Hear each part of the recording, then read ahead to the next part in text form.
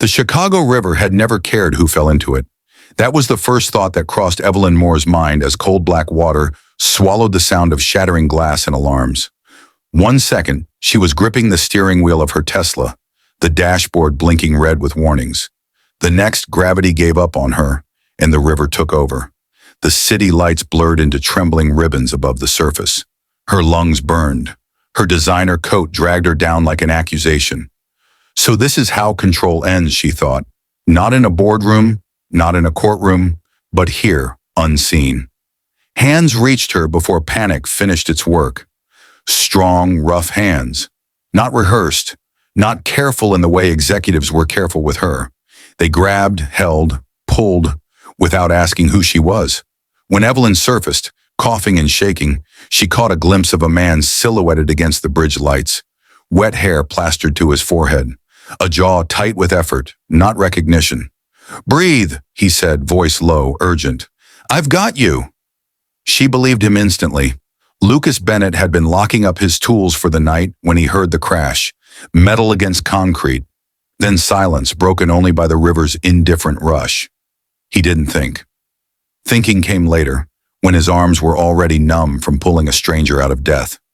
She was lighter than he expected, fragile, despite the sharp lines of her face. Expensive, he noticed dimly, clothes that didn't belong to the river or the neighborhood. But none of that mattered when she collapsed on the dock, gasping. "You're okay," he said again, though he had no authority to promise that. Her eyes found his. Gray, focused even in shock, evaluating. "Thank you," she managed, voice raw. "You saved me." Lucas shrugged out of his jacket and wrapped it around her shoulders. "Ambulance is on the way." She watched him like she was memorizing something, as if this moment were data she might need later. By the time the paramedics arrived, Evelyn Moore was already reconstructing herself.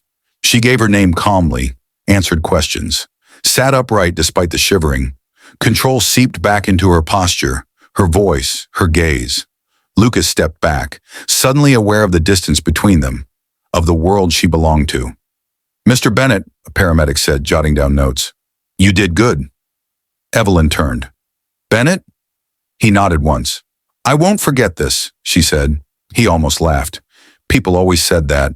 They rarely meant it. The news cycle picked up the incident by morning. Tech CEO survives river accident, headlines read. Analysts praised Evelyn Moore's resilience before noon. Lucas saw it on his phone while making his son's breakfast. "Dad," Noah said around a mouthful of cereal, "what's a CEO?" Lucas hesitated. "Someone who's very good at being in charge." Noah considered that. "Like you when you tell me bedtime?" Lucas smiled faintly. "Something like that." He didn't mention the woman from the river. He assumed she'd already disappeared back into her world. He was wrong. Evelyn stood in the glass-walled shower of her penthouse, water steaming over bruises blooming along her ribs. The city sprawled beneath her like a conquered thing. Andrew hadn't come home last night. She hadn't expected him to. As water traced her skin, her mind kept returning to the river, to the moment when she had been stripped of everything except the need to survive, and to the man who hadn't asked her permission to save her.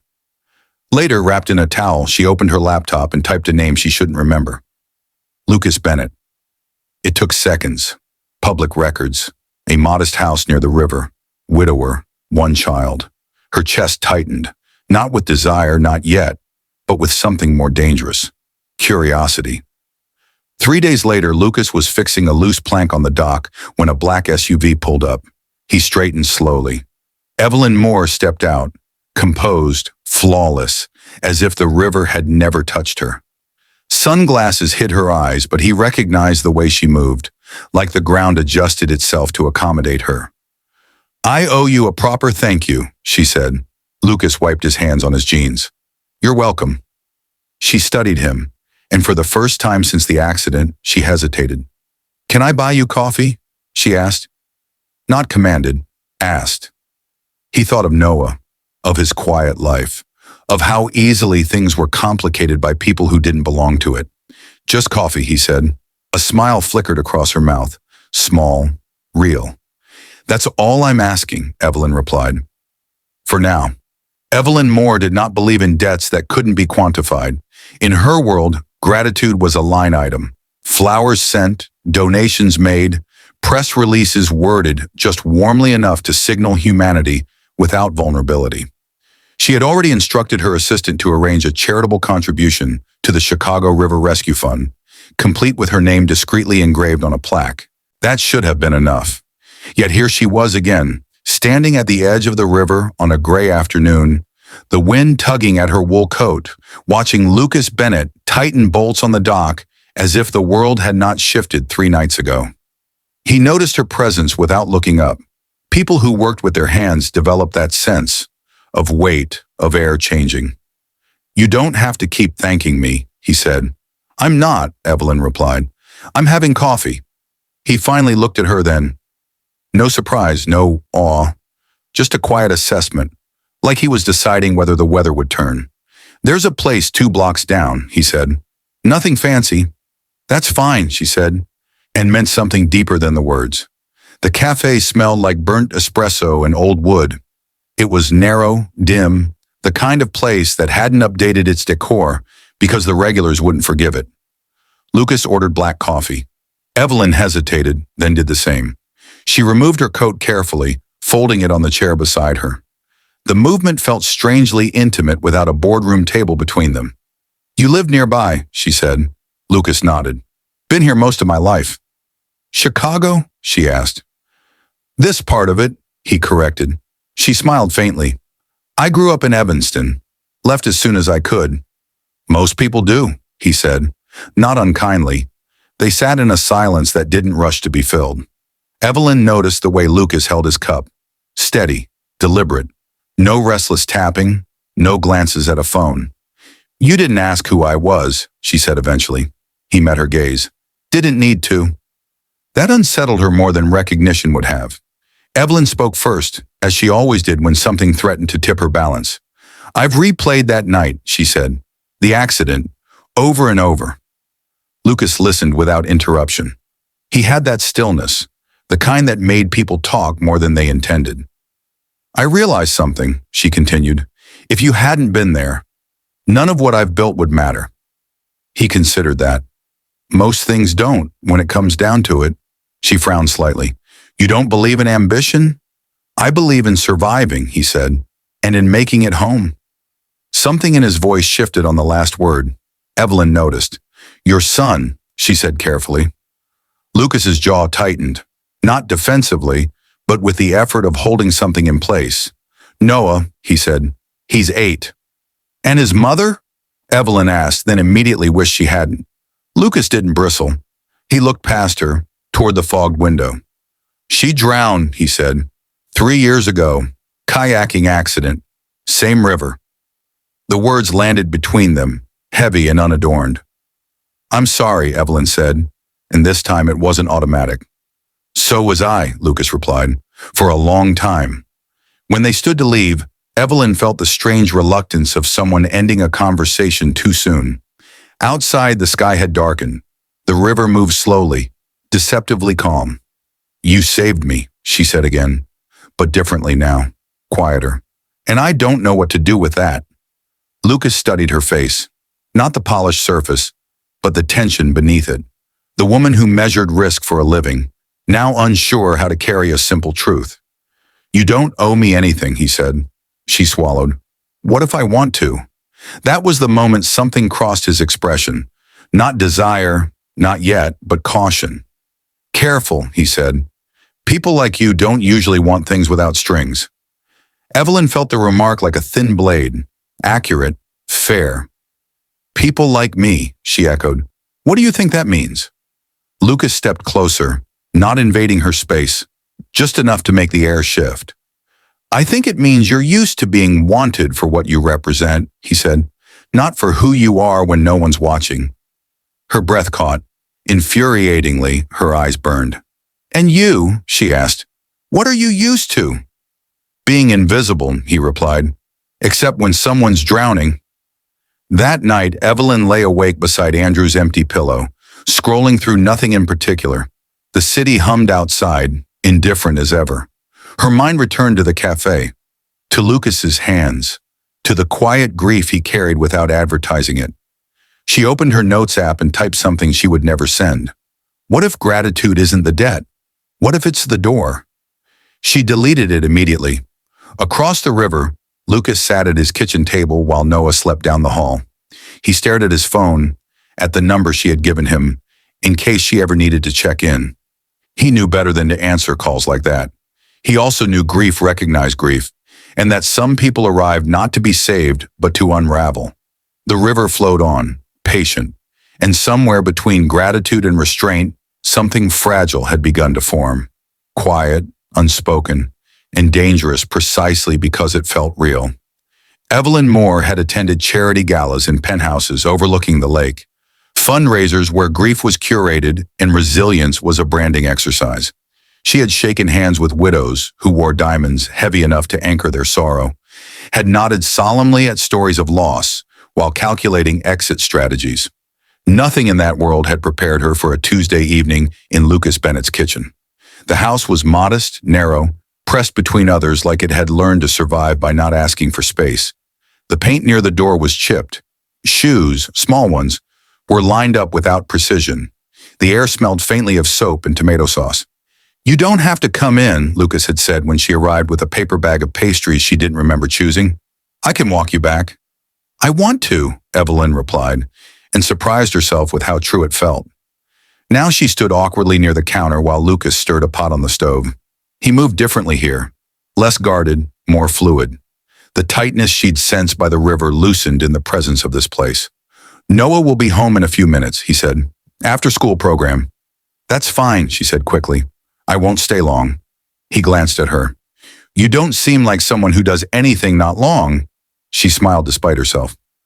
Noah burst through the door with the force of contained energy, backpack slipping off one shoulder.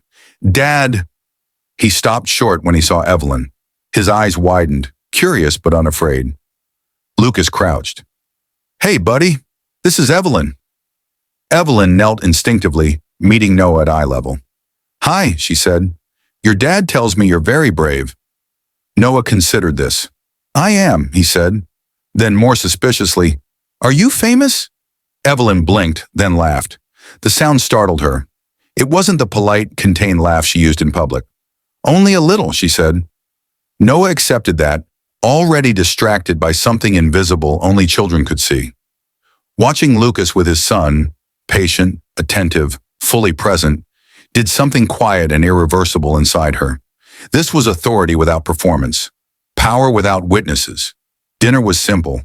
Pasta, store-bought bread. They ate at a small table that forced closeness. Noah talked about school, about a science project involving magnets. Lucas listened like it mattered because it did. Evelyn found herself listening too, not checking her phone, not mentally drafting emails. This life had no audience. Later, while Noah showered, Evelyn helped dry dishes. She rolled up the sleeves of her blouse without thinking, exposing pale wrists that had signed contracts worth millions. "This is nice," she said softly. Lucas raised an eyebrow. "Dishes?" "Being here," she corrected. "No one's asking me for anything." He dried a plate carefully. "That's because you're not in charge." The words should have bristled. Instead, they loosened something in her chest. "I don't know who I am when I'm not," she admitted.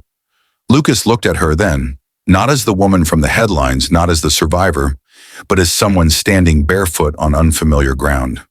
"You're allowed not to know," he said. "Most people just pretend they do." When Noah finally went to bed, Lucas walked Evelyn to the door. The hallway light flickered, then steadied. "Thank you," she said. Not for the meal, for the invitation into something unpolished. Lucas nodded. "You okay?" She hesitated. Honesty felt dangerously easy here. "I feel like I don't belong anywhere," she said. He leaned against the doorframe. "That's not the same as not belonging here." The space between them tightened, not with touch, but with recognition. Evelyn thought of Andrew's apartment in D.C., of conversations reduced to strategy, of the way her marriage functioned more like a merger than a promise. Here there were no optics, no narrative to control. "I should go," she said. "Yes," Lucas agreed. but neither moved. At the door, Evelyn reached for her coat and paused. Her hand lingered at the button of her blouse. Not undoing it, not yet, just aware of it. "Lucas," she said, "do you ever miss who you were before everything?" He didn't answer right away. Then, "I miss who I thought I'd be." She nodded. That she understood. That night, Evelyn returned to her penthouse and stood in the quiet like it was a foreign language. The refrigerator hummed. The city glittered. Everything waited for her to command it. She didn't. She slipped out of her heels and sat on the floor, back against the couch, replaying the sound of Noah's laughter, the ease of Lucas's presence, the absence of performance. Desire stirred, not sharp or sexual, but deep and aching. A desire to be unimportant, to be known without being consumed. Across town, Lucas stood in Noah's doorway, watching his son sleep. He thought of Evelyn's hands in dishwater, of the way she'd looked at the dinner table like she was memorizing a lost language. He knew the danger, knew how people like her passed through lives like storms, intense, transformative, brief.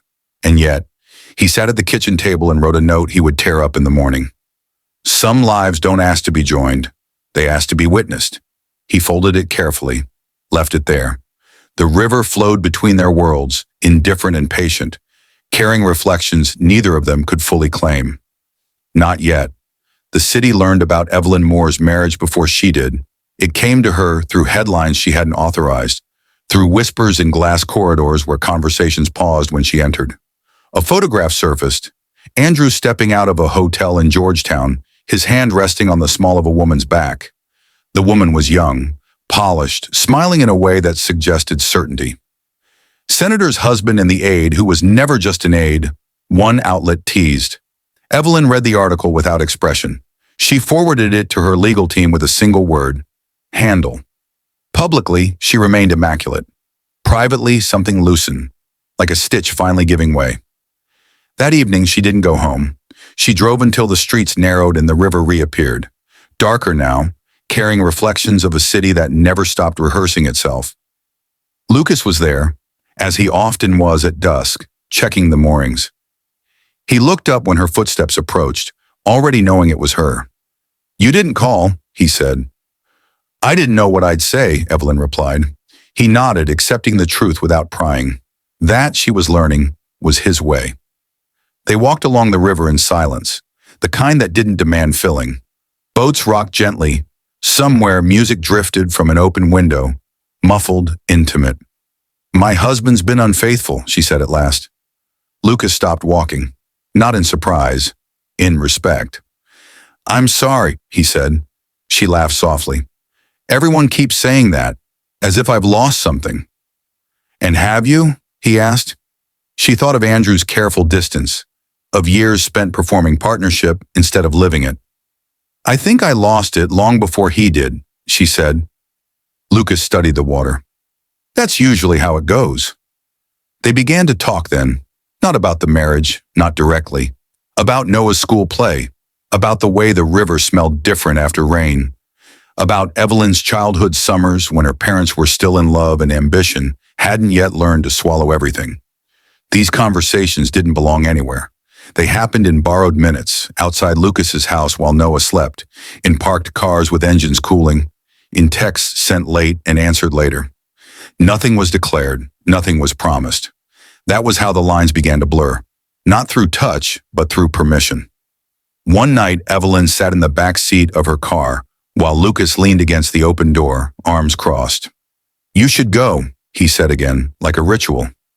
"I know," she replied. "Just stay a minute." He did. Their eyes met, held. The city noise receded. The space between them felt suddenly loud. "You're crossing something," Lucas said quietly. "So are you," she replied. "Yes," he agreed. "That's why I'm still here." She reached out then, not to touch him, but to rest her hand on the doorframe, close enough to feel his warmth. "Do you ever think about what would happen if we stopped pretending this was just conversation?"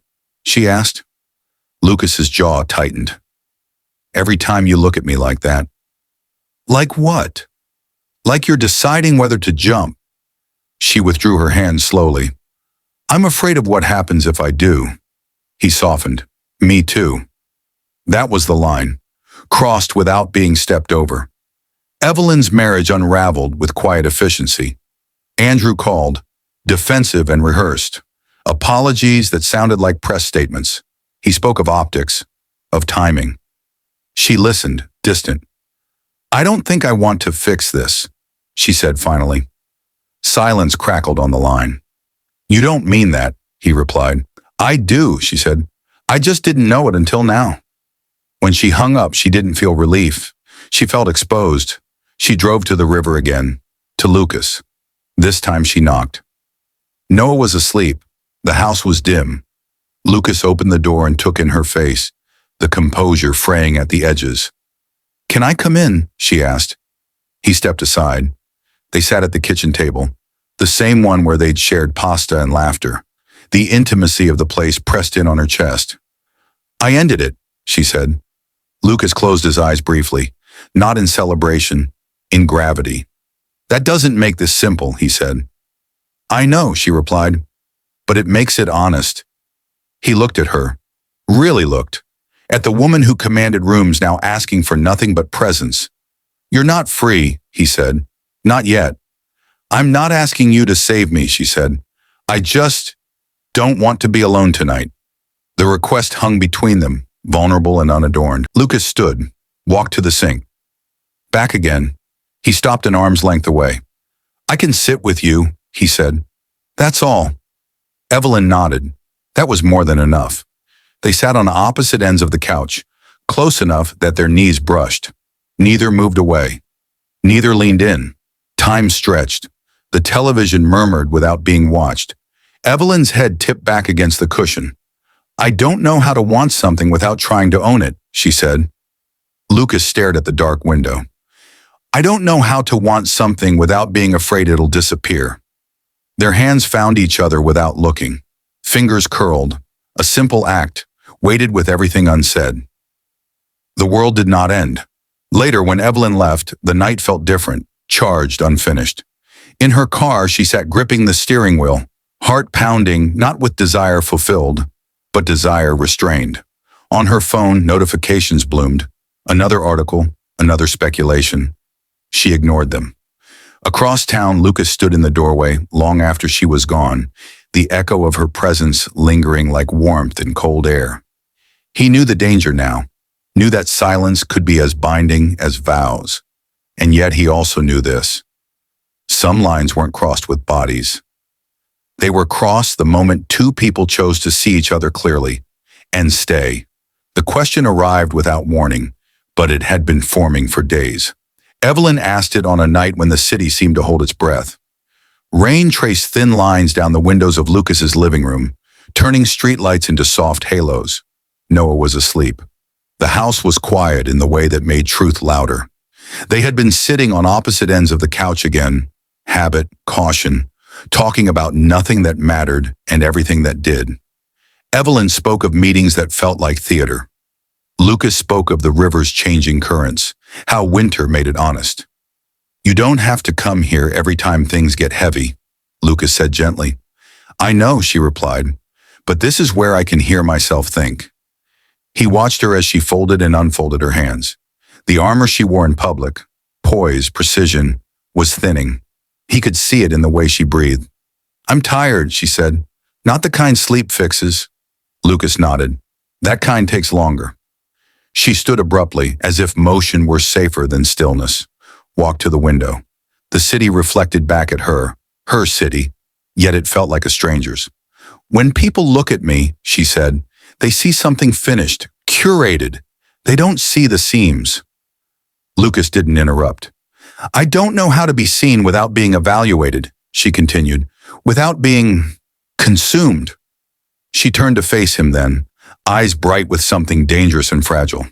Will you stay, she asked, voice steady despite the tremor beneath it. If I undress? The words hung between them, stark and stripped of pretense.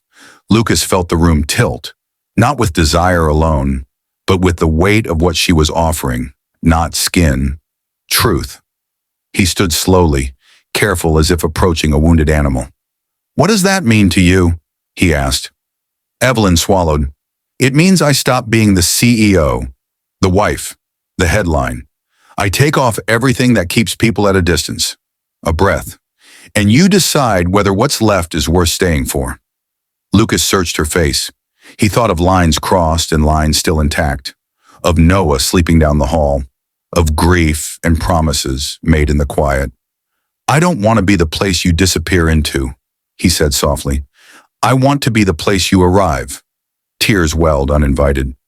I don't know how to do that without taking everything off first. Then start with what's heaviest, he said. She nodded. Evelyn reached for the clasp of her necklace, a simple chain she wore to every meeting, every public appearance. She hesitated, then let it fall into her palm. The sound was small, decisive. My marriage, she said. My need to win. My fear of being ordinary. Lucas didn't move away. He sat back down, leaving space. Invitation without demand. She slipped off her blazer and draped it over the chair. Not seduction, release. The air seemed to shift as if acknowledging the gesture. I'm scared, she admitted, that once I stop being impressive, I'll be invisible. Lucas met her eyes. You're not invisible here. She exhaled, a shudder she hadn't known she was holding. They sat like that, fully clothed, utterly exposed. Time slowed to accommodate them.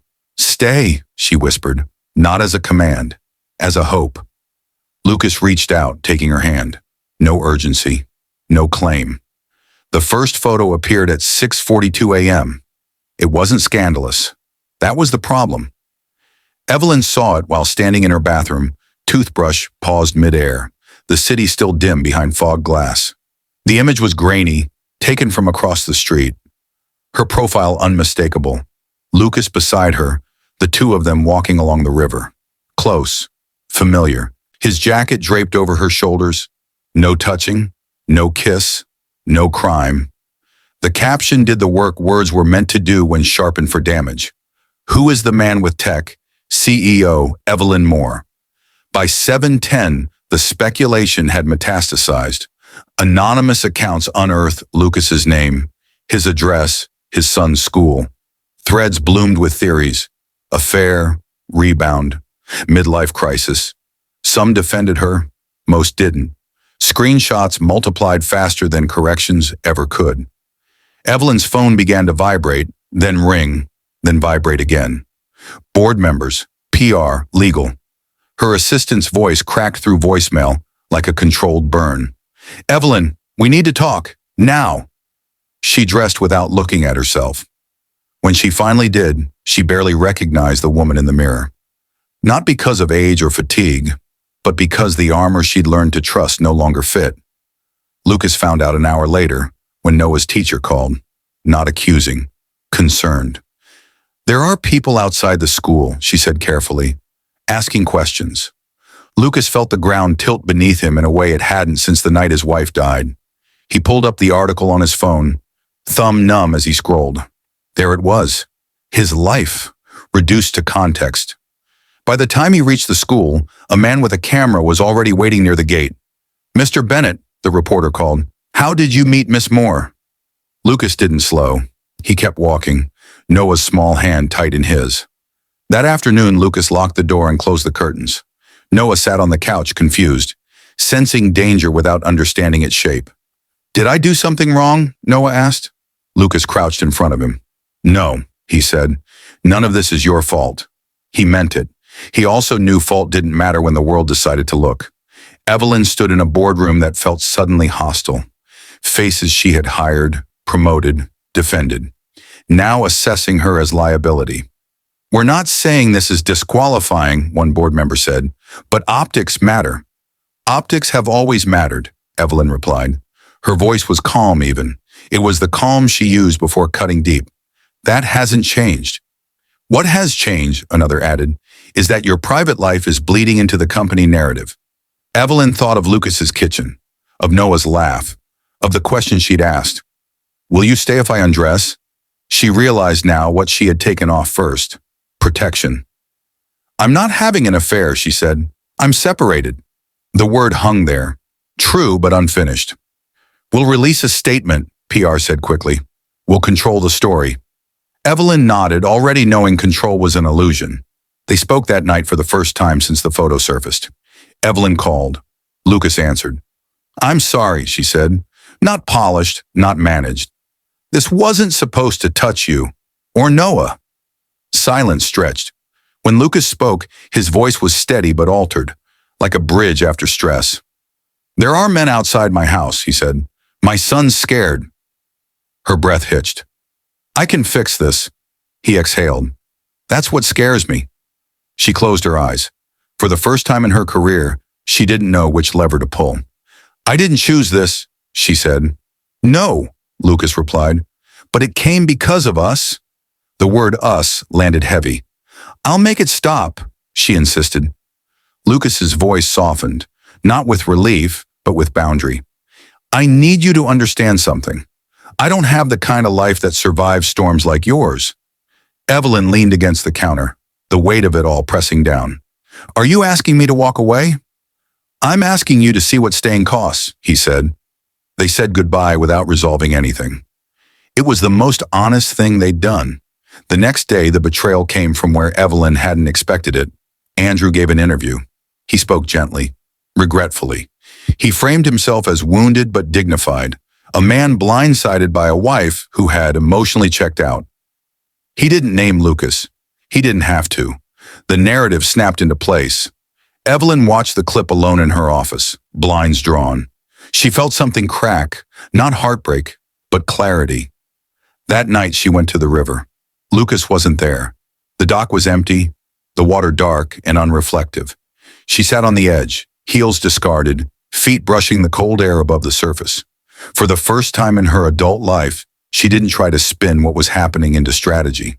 She let the loss exist. Her phone buzzed. A message from Lucas. "I'm taking Noah to my sister's for a few days. I need to protect him." She typed back, then erased it. Typed again. "I understand. I'm here when you're ready." 3 dots appeared, then disappeared. Days passed. The company's stock dipped. Analysts speculated. The board scheduled an emergency vote. Evelyn prepared her resignation speech just in case. Lucas stayed offline. He cooked meals he barely tasted. He listened to Noah sleep in a house that didn't feel like home anymore. At night, he thought of Evelyn sitting in rooms designed to break people gently. He wondered whether love was just another kind of flood, uncontrollable once it broke its banks. They didn't speak. That silence was louder than anything the internet could produce. When Evelyn finally stepped into the press conference room, cameras flashing like judgment, she felt strangely light. This, she realized, was what it meant to be exposed. Not just seen, but stripped of the ability to hide. She adjusted the microphone. "My name is Evelyn Moore," she began, "and I'd like to tell you the truth." Evelyn Moore had stood before microphones before, announcing mergers, weathering crises, reframing losses as transitions. She knew how to hold her shoulders, how to pace a sentence, so it sounded inevitable rather than afraid. This time she didn't try. "My name is Evelyn Moore," she said again, slower now, as if repeating it would anchor her. "And the story you've been told about me is incomplete." Cameras clicked. Somewhere a producer whispered, "Stay wide." "I'm not here to deny my failures," Evelyn continued, "or to repackage them. I'm here to say that I won't pretend my personal life is a distraction from my professional one. It is part of who I am, and I won't apologize for choosing honesty over appearances." A murmur rippled through the room. She could already see the headlines fracturing. She didn't mention Lucas. She didn't need to. This wasn't a defense of love. It was an acceptance of consequence. When she stepped away from the podium, her phone vibrated once. A message from the board chair. "We need to talk. Today." The meeting was brief, efficient, almost kind. They thanked her for her vision, for her leadership, for the value she'd created. Then they asked for her resignation, framed as a mutual decision, of course. Evelyn listened, hands folded in her lap, the irony not lost on her. She had spent years believing power meant control. Now she understood it also meant knowing when it was gone. "I'll draft a statement," the chair said. "No," Evelyn replied gently. "I will." She walked out of the building alone. No entourage, no driver. The lobby doors slid shut behind her, with a finality that felt almost ceremonial. On the sidewalk, the city rushed past, indifferent. She stood there for a moment, unsure where to go when nowhere was waiting. She thought of the river. Lucas sat at his sister's kitchen table, staring at a mug gone cold. Noah was in the living room, laughing at something on television, the sound sharp with normalcy. His sister Claire leaned against the counter, arms crossed. "You don't owe me details," she said, "but you owe him peace." Lucas nodded.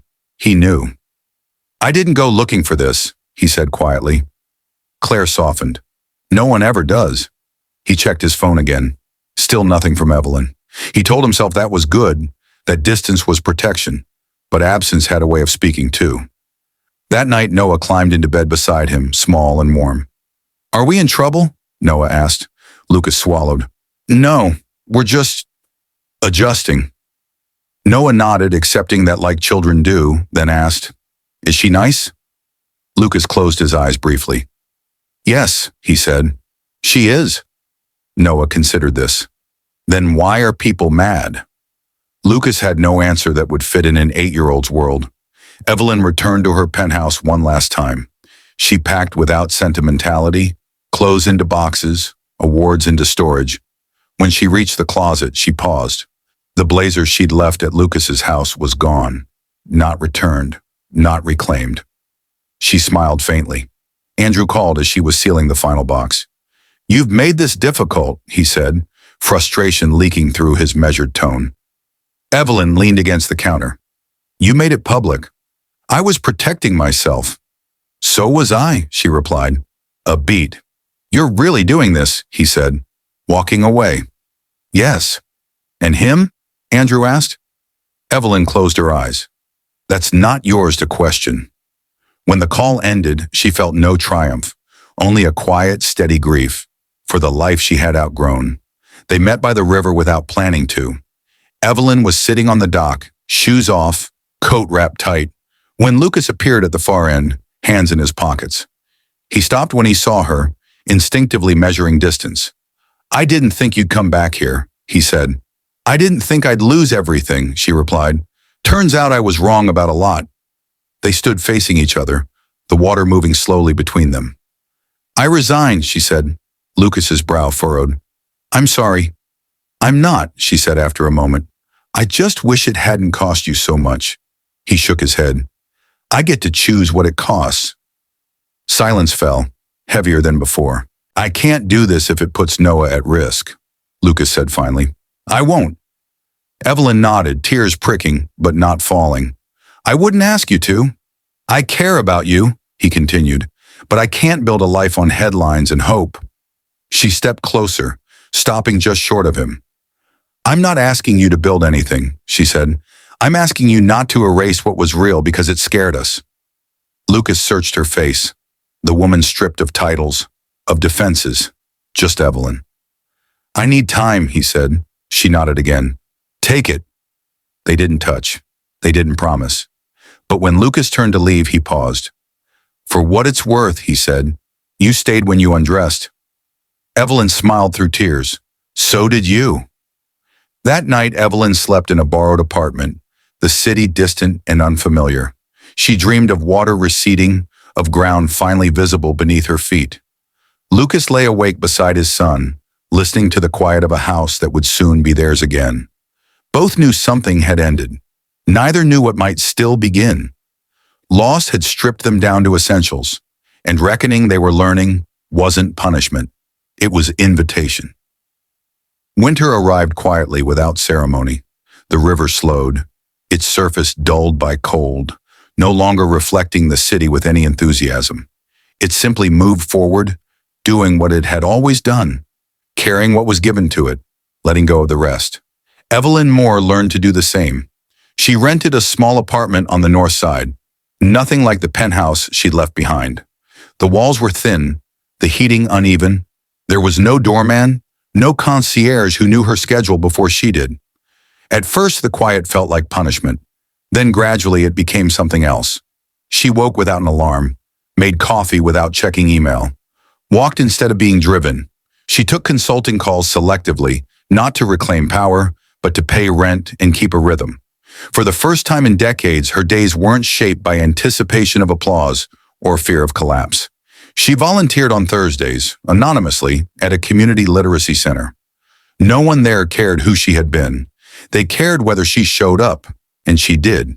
Sometimes, late at night, she stood by the window and wondered if this was what freedom felt like when it stopped performing. Lucas rebuilt his life in smaller, sturdier ways. He returned home with Noah once the reporters lost interest, and the story moved on to fresher scandals. The house felt bruised but intact. He replaced the broken fence himself, repainted the door Noah insisted on choosing the color for. They fell into routines again: school mornings, river walks, quiet dinners. Stability didn't announce itself, it settled in.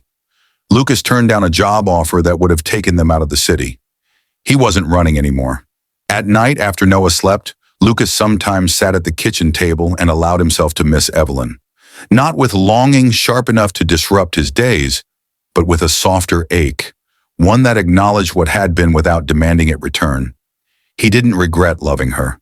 He just refused to sacrifice his son for it. That, he knew, was the man he chose to be when no one was watching.